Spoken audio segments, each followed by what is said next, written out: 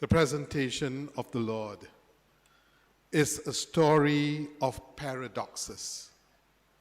It's about a baby who is presented in the temple, yet he is the true temple.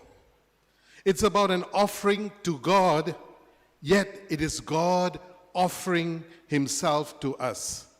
It's about the meeting point of two testaments, the old and the new, the aged Simeon and Anna, who have spent their whole lives waiting for this moment, and Christ, the New Testament, who is fulfilling all their waiting. The temple is where divinity and humanity embrace, where past and future converge. And like every true spiritual encounter, this moment is both deeply personal and life-changing for everyone. It speaks to the tension even within us, the old ways we cling, and the new life God is calling us into. The same paradox exists in our own journey of faith. We hold on to what we know, what feels safe. And yet God is always inviting us into something deeper, something more radiant. And that is why today's feast is not merely about Jesus being presented in the temple. It's about how we too are called to be presented before God, purified and transformed into light bearers. Now, but this transformation comes with a cost. The prophet Malachi gives an unsettling image of God's coming. Who will remain standing when he appears? He is like the refiner's fire, the fuller's alkali. Now the fuller's job was to cleanse and whiten cloth. So you can imagine using this to bring this home of purification, a message of purification home. In Jerusalem, the cleansing process took place in a fuller's field outside the city because of the smell. And the alkali was a kind of soap. So just to imagine what that meant. Now, at first, this sounds intimidating. We like to think of God's coming as peaceful, as comforting. But Malachi reminds us that divine encounter is often a refining fire, not destructive, but purifying. And purification is never easy. It requires us to let go of our illusions, to surrender control, to allow God to shape us. We know what our illusions are. We are constantly reminded of it. But here we are asked to let go of it. It is exactly what we resist the most. We cling, this sounds cliched, and you probably heard this, but this is the issue. We cling to our ego. It's about us.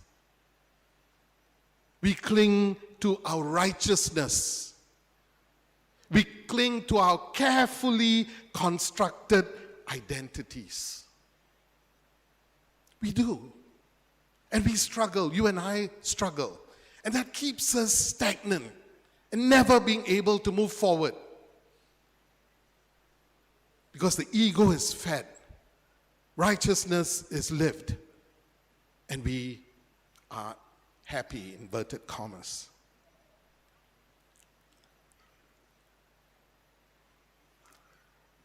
But as long as we hold on to these, we remain blind to the deeper reality of God's presence. We will remain just here. And we will be moving from one celebration to another. Maybe that is why so many of us, priests and religious and laity, go through life without truly seeing divine moments right in front of us. Simeon and Anna saw what no one else in the temple saw. They saw God in a helpless baby. They saw God in a helpless baby. And that seeing did not come from years of study or religious rituals. It came from deep contemplation, from long years of waiting with open hearts. Simeon's words today in the gospel are so deep and beautiful. My eyes have seen the salvation.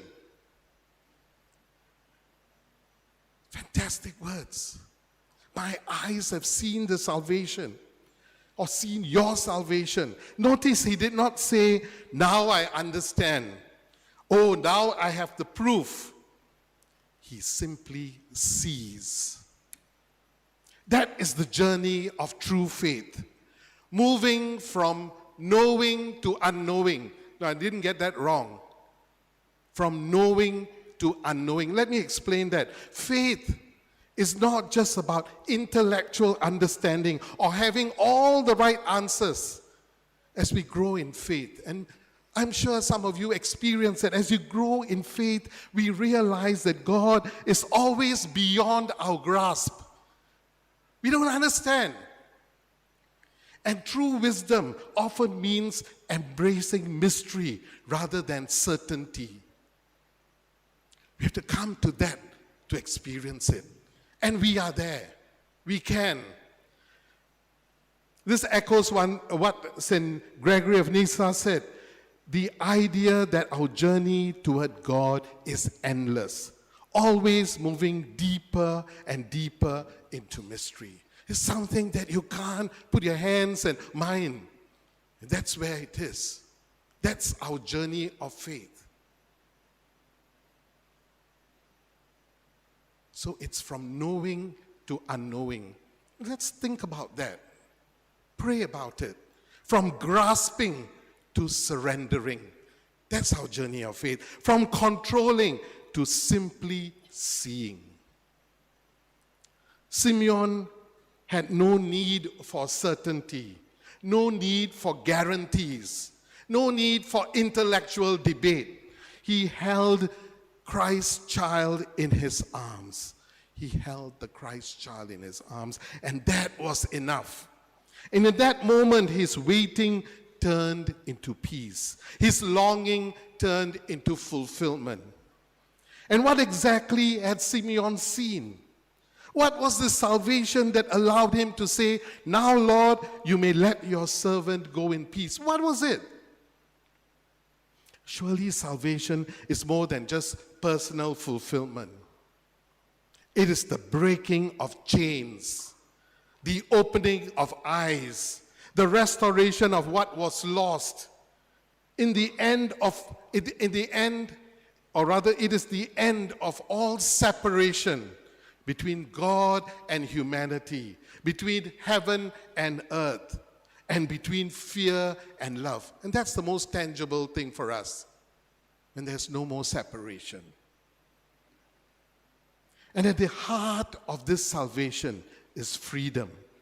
Not just from external oppression, but from the deepest captivity of all. What do you think captures us, or what is our captivity? What is the captivity that keeps us from having freedom? What do you think it is?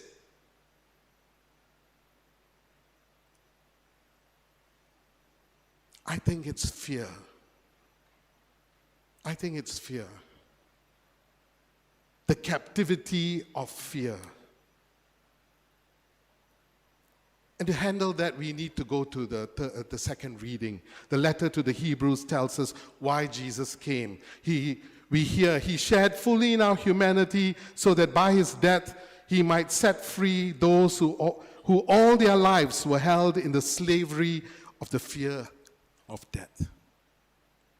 Here is this great paradox. Jesus enters the temple, a place where sacrifices were made to appease God. Because people were frightened. They were told to be frightened of God. And yet, he himself is the sacrifice that ends all fear. He does not come to reinforce the old system of fear and unworthiness. He doesn't. He comes to dismantle it. And he's still trying to dismantle it today because that is still existent in some way or other. Yet many of us still live trapped in that old system. We approach faith as if God needs to be convinced to love us. Many people spew this kind of narrative that we need to please him before he loves us. They frighten us. Like as if we were never quite enough. But Hebrews remind us, Jesus comes so that we no longer live in fear. And yet, letting go of fear is not easy. Fear makes us feel in control. But today's feast tells us, if you truly see Christ, you no longer need to grasp. You no longer need to control. You no longer need to perform. A lot of what we do is performance.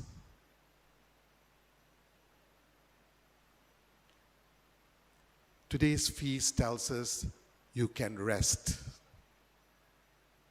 You can rest.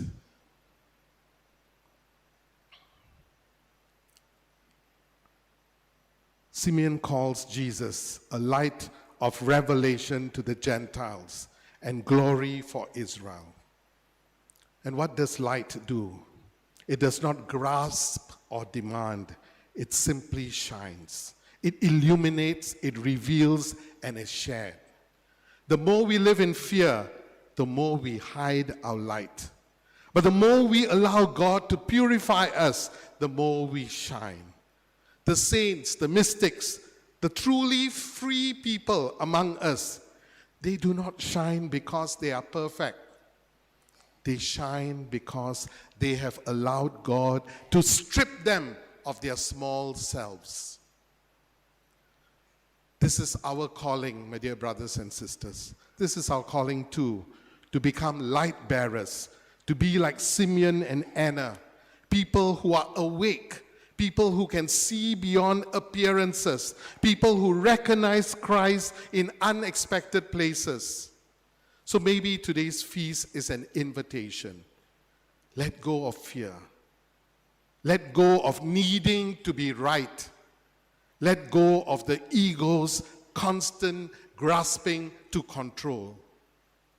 And simply see. See Christ. See Christ in the silence. Try that. See Christ in the poor. You need to, you must. See Christ in the ones who seem unimportant. And see Christ even in yourself. Then, like Simeon, you too will be able to say, "Now, Lord, I can depart in peace, for my eyes have seen your salvation." Amen.